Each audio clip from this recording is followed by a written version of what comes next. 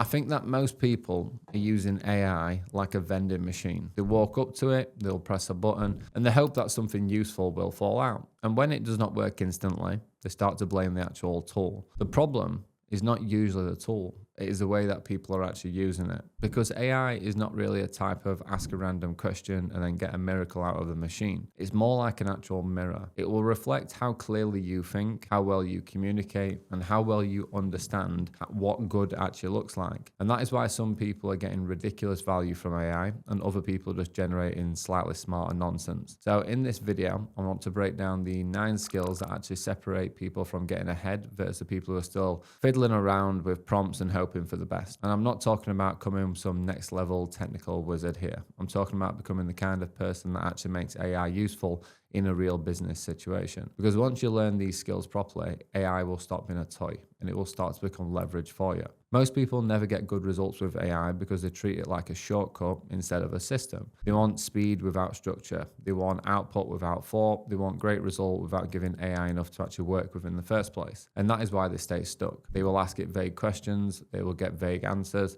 and then they decide that AI is overhyped. But the top users are doing something very different. They are treating AI like a thinking partner, a research assistant, a creative partner, a second brain, and sometimes with being a ruthless critic as well. And that is what will make the biggest difference. So instead of saying use AI more, I want to give you the 9 skills that actually make it useful. So because once you've got these, every model that you use, you'll get value from. And that's the point. It's not the tool, it's the skill of how you are using it. Ask better questions, not more questions, better ones. Because AI responds to direction. Your prompt, if it's vague, you'll get a vague response. If it's not clear, you'll not get a clear answer. Input will always equal output when it comes to working with these systems. For example, instead of saying, write me some marketing idea, say, give me 10 different marketing angles for a service-related business, helping consultants save time on AI, make them practical, slightly contradiction, and then also make it that people show that people can understand it as well. So once you've given it, the audience, the person, the tone, and the outcome, that is not just prompting, that is going to be directing. And the people who get really good results with AI are not the ones who are writing the longest prompt. They are ones that are asking the sharpest questions to it.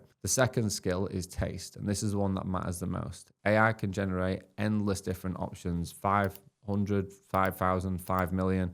You can process infinite amount of different situations, but it's the taste that decides what is actually good, and that is the job. That's your job. The human job is not to produce endless options. The human job is to recognize what is the right one. So if you want to get better results with AI, you need to make sure that you've got a decent taste library as well. A place where you keep these examples and also making sure that you understand what good looks like to you. So this could be with landing pages, with hooks, with emails, with products, with slides, with content. You need to make sure that you shape what you actually want as part of your taste for the output. And when your taste improves, your AI output will improve as well, because you will direct it on that. Not because the model has changed, but because your judgment did. That's the biggest difference in that situation. The third skill is context. And honestly, like, this is where if people are really lazy with it, they will drop 2 sentences in and basically expect the model to understand everything about their business, their audience, their goals, and what they're trying to achieve.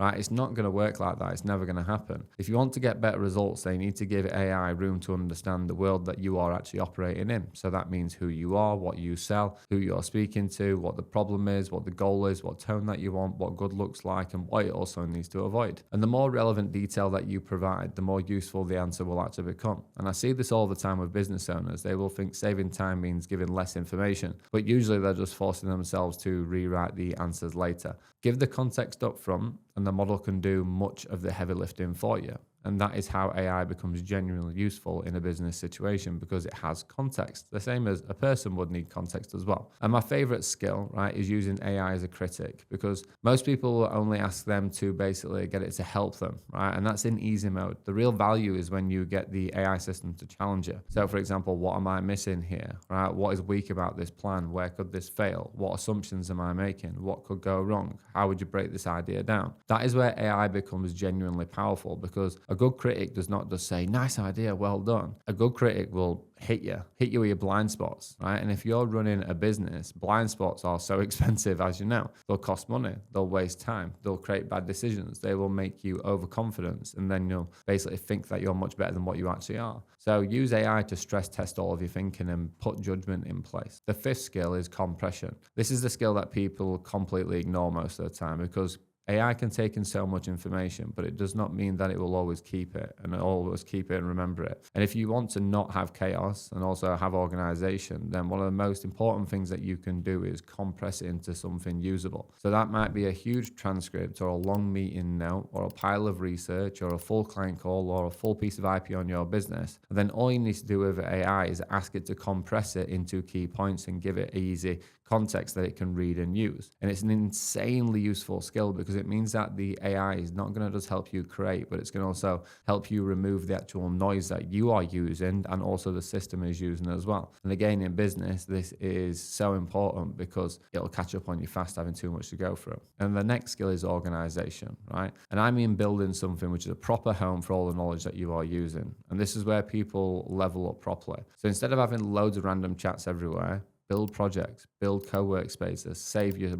prompts, save your IP, make sure things are connected with MCPs, because if your AI knowledge is a mess, then your outputs are going to be a mess as well. So think of it like a kitchen. You will not have all of your ingredients all over the kitchen side. You need to have them stored in different places to be able to use them at the right times. And that is basically where AI is so powerful. And once you've built out a proper workspace that is organized, and you've got a decent knowledge base as well, you're not starting from zero every single time, but you're also not having to try and reorganize where you need to find this information as well. The seventh skill from there is voice. So not in voice in terms of speech, but in terms of how you communicate, right?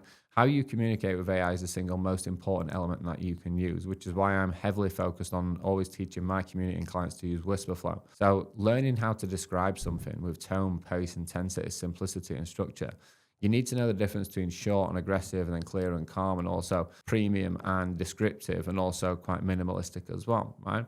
Because AI is just going to use whatever that you give to it. And that is where you can be heavily creative and descriptive and get really hyper-specific outputs for what you actually want rather than just general iterations like a lot of people do. And the eighth skill probably is that it's iterations, because this is where a lot of people go wrong with AI. They will get the first output and they'll judge it based on that. You can't do that. That's not how a human being would work. So if you want something excellent, then you need to refine it, right? That means giving specific feedback, not just make this better, make this useful. Instead of opening with a sharper hook, make the second paragraph more direct, cut to the fluff, make it sound less corporate, give me a stronger ending, make it feel more premium, right? And that is how you start to push the actual model. You're not just asking for a result, you're asking for a more shaped result, basically. And the best AI users here, they're not passive, they are editors. They are reading and editing and iterating. That is a process. And that is a proper skill.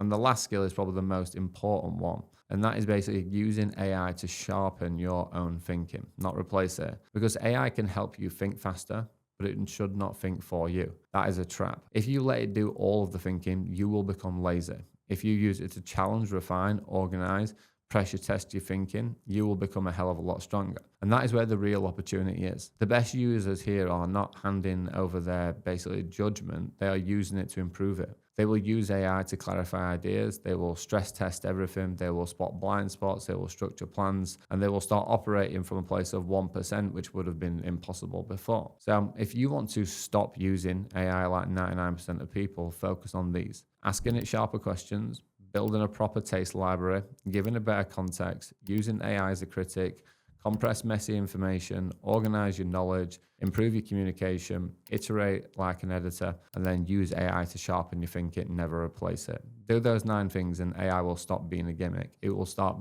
becoming a leverage to you. And honestly, this is where one of the biggest opportunities actually lie. Because what I say to my clients is if you can read, copy and paste, edit, iterate, and follow simple direction, I can show you how to set these systems up at a level that will completely change your life and change your business. And if you want to find out more about how we can help you with that, hit the link in my description.